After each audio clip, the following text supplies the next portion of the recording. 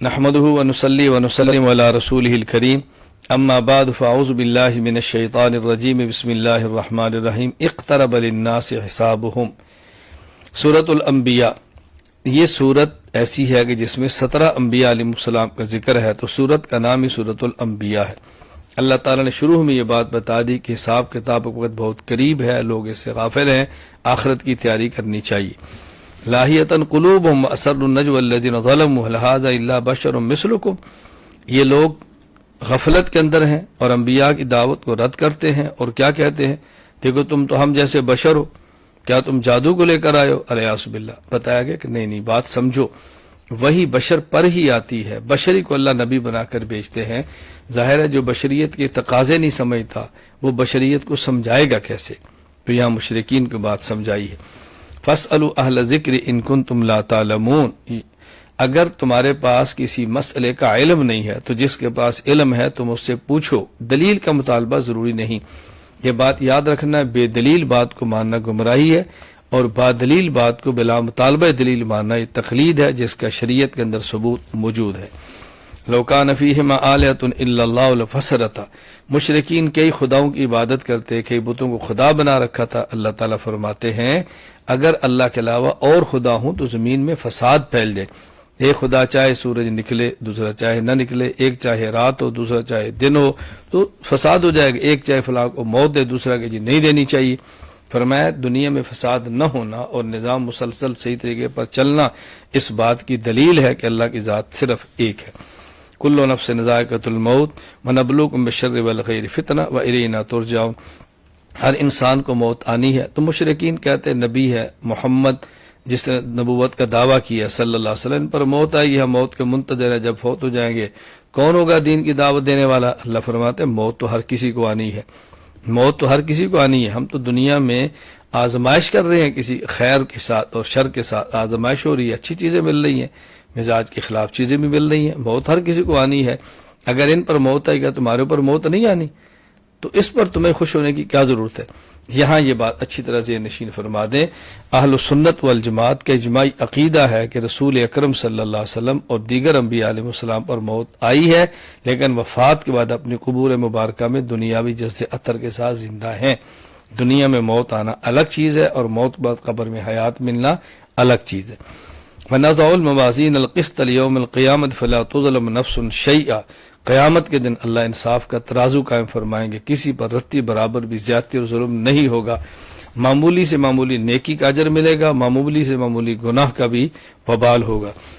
وَلَقَدْ آتَيْنَا إِبْرَاهِيمَ رُشْدَهُ مِنْ قَبْلُ وَكُنَّا بِهِ عَالِمِينَ، ابراہیم علیہ السلام کو اللہ نے قابلیت عطا فرمائی، نبوت عطا فرمائی، مشرکین کا آپ نے ڈٹ کر مقابلہ فرمایا۔ باپ بت فروش تھا اور بت تراش تھا، آپ کے بادشاہ وہ بھی اسی طرح خدائی کے دعوے کیے ہوئے عبادت کرا رہا تھا۔ حضرت ابراہیم علیہ السلام کی قوم ایک بار جب میلے پر گئی، آپ نے تنہائی دیکھی تو بتوں کو توڑ پھوڑ ڈالا، ٹکڑے کر دیے، اور بڑا جو بت تھا اس کے کندھے کے اوپر کلہاڑا رکھ دیا۔ جب یہ قوم واپس آئی تو ابراہیم سے پوچھا انت فعلت ھذا بآلہتنا ابراہیم آپ نے کیا ہے؟ آپ نے فرمایا بڑا ہے، اس سے پوچھو، یہ بڑا ہے اس سے پوچھو، اس نے کیا ہوگا، تم یہ سمجھ تو سب کچھ کر سکتے ہیں تو پوچھو نا اس سے۔ تو جب وہ جواب کہاں سے دیتا، یہ سمجھانا مقصود تھا، قوم کو سنانا مقصود تھا، اور سچ بولا، یہ جھوٹ نہیں ہے۔ یہ بالکل ایسی ہے کہ جیسے ہم دنیا میں کسی کو کہتے ہیں بھئی یہ کام تو تم نے کیا نا، یعنی پتا ہوتا نہیں کیا تو کہتے تم نے کیا، نہیں جی میں نے تو نہیں کیا۔ ابراہیم صلی اللہ علیہ وسلم نے فرمایا کہ اس بڑے نے کیا ہے، اب پوچھو۔ تو وہ سمجھتے تھے کہ ہمیں چپ کرانے کے لیے ابراہیم السلام نے طرز اختیار کیا ہے۔ اللہ اکبر۔ وداؤد و سلیمان، پھر ابراہیم السلام نے پوچھا کہ جب تم اس سے پوچھ بھی نہیں سکتے، جواب بھی نہیں دے سکتا، لعنت ہے، افر لکم، تف ہے تمہارے اوپر، تمہارے ان خداؤں پر جن کی تم عبادت کرتے ہو۔ وداؤد و سلیمان یحکمان فی الحرث اذ نفشت فیہ غنم القوم، یہ حضرت داؤد اور حضرت سلیمان علیہ السلام کے دور کا واقعہ ہے۔ ایک شخص بکریاں لے کر جا رہا تھا، دوسرے کھیت میں بکریاں چلی گئیں، بکریوں نے کھیت کو کھا لیا۔ حضرت داؤد کے پاس گئے تو آپ نے فیصلہ فرمایا کہ دیکھو جو کھیت کا اس کی کتنی قیمت ہے، بکریوں کی قیمت کتنی ہے، اتنی قیمت کے بدلے میں بکریاں کھیت والے کو دے دو۔ حضرت سلیمان کے پاس گئے تو آپ نے فرمایا نہیں، ایسا کر لو کہ جس کا کھیت تھا اس کو بکریاں دے دو، بکری والوں کو کھیت دے دو، بکریوں والا کھیت سے فائدہ اٹھائے، کھیت والا بکریاں چراتا رہے۔ کھیت والا بکریوں سے فائدہ اٹھاتا رہے اور بکریوں والا کھیت سے کرتا رہے، جب کھیت اتنا ہی ہو جائے جتنا بکریوں نے کھایا تھا تو کھیت والے کو کھیت واپس کر دو، بکری والے کو بکری واپس کر دو۔ دیکھو اجتہادی مسئلہ تھا، داؤد اور سلیمان علیہ السلام میں اختلاف ہوا، اللہ تعالیٰ فرماتے ہیں کہ دونوں کی بات ٹھیک تھی لیکن سلیمان علیہ السلام کا فیصلہ زیادہ بہتر تھا۔ یہی بات ہم کہتے ہیں کہ مجتہدین کے ساتھ اجتہادی مسئلے کے اندر اختلاف ہو جائے تو دونوں کا اجر ملتا ہے، ہاں ایک کا اجتہاد درست ہوتا ہے اور ایک سے خطا ہو جاتی ہے، لیکن خطا اجتہادی پر اجر ملتا ہے، گناہ کبھی نہیں ملتا۔ وَأَيُّوبَ إِذْ نَادَىٰ رَبَّهُ أَنِّي مَسَّنِيَ الضُّرُّ وَأَنتَ أَرْحَمُ الرَّاحِمِينَ۔ حضرت ایوب علیہ السلام بیمار ہوئے، کئی سال تک بیمار رہے، ان کی اولاد تھی فوت ہو گئی، ایک تنہا بیوی ان کے ساتھ رہی۔ ایک وقت آیا اللہ تعالیٰ نے پانی کا چشمہ جاری فرمایا، اسے ان کو اللہ نے صحت عطا فرما دی، پھر اللہ نے اولاد بھی دوبارہ ان کو عطا فرمائی۔ وَظَنُّونِ ذَهَبَ مُغَاضِبًا فَظَنَّ أَن لَّن نَّقْدِرَ عَلَيْهِ فَنَادَىٰ فِي الظُّلُمَاتِ۔ حضرت یونس علیہ السلام کی قوم نے نافرمانی کی، یونس نے فرمایا کہ تم باز آ جاؤ ورنہ 3 دن کے اندر تمہارے اوپر عذاب آئے گا۔ یہ کہہ کہ یونس علیہ السلام چلے گئے، ان کا خیال تھا قوم باز نہیں آئے گی تو عذاب آ جائے گا۔ قوم نے توبہ کر لی، اللہ نے توبہ قبول فرما لی۔ یونس علیہ السلام چونکہ بغیر وحی کے اپنے اجتہاد سے تشریف لے گئے تھے اور آگے کشتی کے اندر بیٹھے، وہاں اس کشتی میں بھنور پہ اندر پھنس گئی۔ کشتی والے نے کہا بھی کوئی بندہ ہماری کشتی کے اندر ہے جو دوڑا ہوا ہے، انہیں فرمایا تو میں ہوں۔ ان کو سمندر میں دریا میں پھینکا گیا، مچھلی کے پیٹ میں چلے گئے، 40 دن تک وہاں ٹھہرے، لا الہ الا انت سبحانک انی کنت من الظالمین کا ورد فرماتے رہے۔ اللہ نے امتحان لیا، ان کو زندہ رکھا۔ 40 دن بعد مچھلی نے ان کو باہر پھینک دیا، کدو کی بیل لگی، بکری کا دودھ پیا، اللہ نے صحت عطا فرمائی۔ تو یہاں حضرت یونس علیہ السلام کے امتحان کا ذکر کیا ہے، فظن اللہ نقدر علی فنادى فی الظلمات۔ یونس علیہ السلام کا گمان یہی تھا کہ اللہ تعالیٰ میرے اوپر مشقت نہیں کریں گے، مجھے تکلیف کے اندر مبتلا نہیں کریں گے، لیکن امتحان آ گیا یونس علیہ السلام پر، امتحان کے اندر وہ کامیاب ہوئے۔ انکم وما تعبدون من دون اللہ حسب جہنم، یہاں بتایا کہ وہ بت جن کو تم خدا بنا کے پوجتے ہو اور پوجا کرنے والے سب جہنم کا ایندھن بنے گی۔ لیکن لوگ عبادت تو ملائکہ کی بھی کرتے ہیں، عزیر علیہ السلام کو اللہ کا بیٹا کہتے ہیں، عیسیٰ علیہ السلام کو اللہ کا بیٹا کہتے ہیں، ان کے بارے میں آگے فرما دیے ان الذین سبقت لهم من الحسنى اولئک عنہا مبعدون۔ یہ جو اللہ کے نیک بندے تھے، حضرت مریم ہیں، حضرت عیسیٰ ہیں تو عزیر ہیں، یہ جہنم میں نہیں جائیں گے۔ اس سے مراد وہ لوگ ہیں جنہیں اپنی عبادت خود کرائی اور اپنی عبادت پر خوش ہوئے، یا پتھر کے بنے ہوئے بت ہیں جن کی پوجا کرتے ہیں۔ اللہ تعالیٰ حجت کو تمام کرنے کے لیے ان کے سامنے ان خداؤں کو بھی جہنم میں ڈال دیں گے تاکہ مزید ان کی رسوائی ہو کہ جن کی ہم پوجا کرتے ہیں آج وہ بھی جہنم میں جل رہے ہیں، تو ہماری مدد کیا کریں گے؟ وما ارسلناک الا رحمت للعالمین، رسول اکرم صلی اللہ علیہ وسلم انسان، جنات، جمادات، حیوانات تمام کے نبی ہیں، جس طرح اللہ رب العالمین ہے، حضور اکرم صلی اللہ علیہ وسلم رحمت للعالمین ہے۔ سورۃ الحج، اس سورت میں حج کے ارکان کو بیان کیا، کچھ مسائل کو بیان کیا۔ سورت کا نام ہی سورۃ الحج ہے۔ یا ایھا الناس اتقوا ربکم ان زلزلۃ الساعۃ شیء عظیم، شروع میں قیامت کی ہولناکی کو بیان کیا۔ اتنا عبرتناک و دردناک منظر ہوگا، عورت اپنے حمل کو گرا دے گی، اللہ اکبر، حمل تک گرا دے گی۔ دودھ پلانے والی عورتیں اپنے بچوں کو دودھ پلانا بھول جائیں گی، اس قدر ہولناک منظر ہوگا، اور یوں ہوگا جیسے نشے کی حالت میں کوئی آدمی حیران اور پریشان پھر رہا ہو۔ یا ایھا الناس ان کنتم فی ریب من البعث فانا خلقناکم من تراب، اللہ تعالیٰ فرماتا ہے تمہیں شک ہے اللہ قیامت کے دن کیسے اٹھائیں گے؟ اللہ نے کہا تمہیں منی کے قطرے سے پیدا کیا، پھر تمہیں لوتھڑا بنایا، پھر تمہیں اس کے بعد ہڈیاں بنائیں، پھر اس کا جسم بنایا، اس کے اندر پھر خون روح ڈالی اور پھر تنگ راستے سے باہر نکالا۔ اللہ سارا کچھ کر سکتا ہے، کیا دوبارہ تمہیں پیدا نہیں کر سکتا؟ ومن الناس من یعبد اللہ علی حرف، کچھ لوگ اللہ کی عبادت کرتے ہیں دنیاوی اغراض کو دیکھ کر، دنیاوی نفع ملا تو عبادت کر لی، نقصان ہوا تو چھوڑ دی۔ اللہ فرماتے ہیں ایسی عبادت کا کیا فائدہ، ایسی عبادت کا کیا فائدہ؟